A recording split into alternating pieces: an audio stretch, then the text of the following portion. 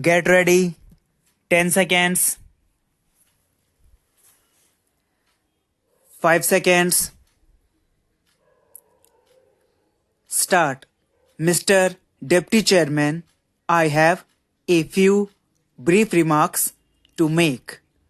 If I may say so, I think in this Honorable House, when we discuss such a matter as this, it would be better and in the fitness of things if we discuss it in terms of principles instead of introducing names of individuals, how many rupees, who gets, or the names of individual firms. I am not in the least interested to defend high salaries paid by any business firm either in Clive Street, Calcutta, or in any other street anywhere else. But I think as a matter of principle, we should avoid mentioning names of individuals and firms because it seems to be unjust and unfair. We in this house are a privileged group of people, but we should be very careful about using our privilege. Otherwise, we might do damage to the prestige and authority of Parliament in the eyes of the public. Now, sir, I think we should discuss this measure in terms of principles and policies, and the two important basic points that are involved in this are a question of investment and a question of incentives. We have decided to bring about what we call a socialist society in this country. And a socialist society does not mean that we should engage ourselves in working out a just distribution of poverty. The main purpose of a socialist society is to produce a sufficiently large volume of wealth so that we can provide our people with at least the minimum requirements of civilized human existence in terms of food, cloth, housing, health, education, and so on. Obviously, this wealth production and the volume of it that we require in terms of our situation requires investment on a massive scale. A socialist society has to invest capital in order to produce wealth.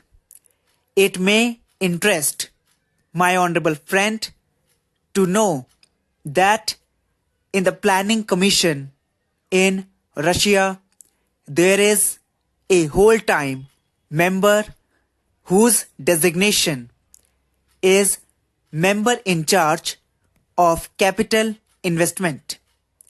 It sounds rather odd that a socialist country has to appoint a man whose principal and anxiety is to work out the best way of capital use. Now, sir, in any kind of society As such, ours, it is possible to work out the amount of savings that the society can possibly make in terms of its own situation and the amount of investment that is necessary in order to produce the volume of wealth that we have got to produce if we are going to achieve our social objectives.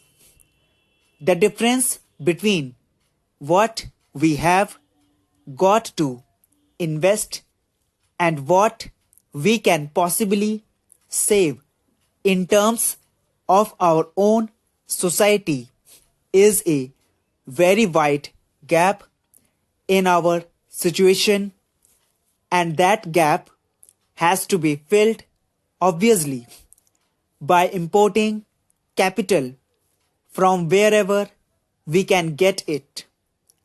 If we can get it from a socialist or a communist society, by all means, we should take it. If we cannot get enough from them, we have to take it from other kinds of society, whether we agree or disagree with the social purposes or the kind of political organizations that they believe in. That consideration is totally irrelevant.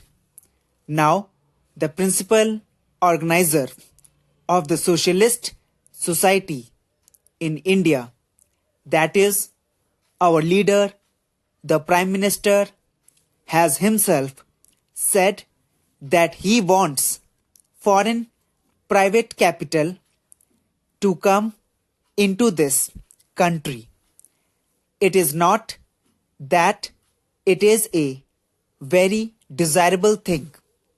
It is a necessary thing whether you like it or not, because otherwise, merely by importing capital which is public capital owned by governments in those areas of the world where surplus capital exists, we cannot possibly bring into this country that volume of capital which is necessary to fill in this gap between savings and investment. Therefore, as a matter of state policy, the government of this country has decided, with the approval of Parliament, that there is room for investment of foreign private capital also in our economy. We are perfectly entitled to say that we do not want foreign private capital to be invested here at all, but we cannot have it both ways.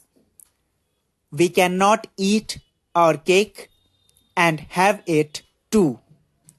If on the one hand we want foreign capital from other countries, we have to create a state of affairs in which they feel induced to come and invest their capital.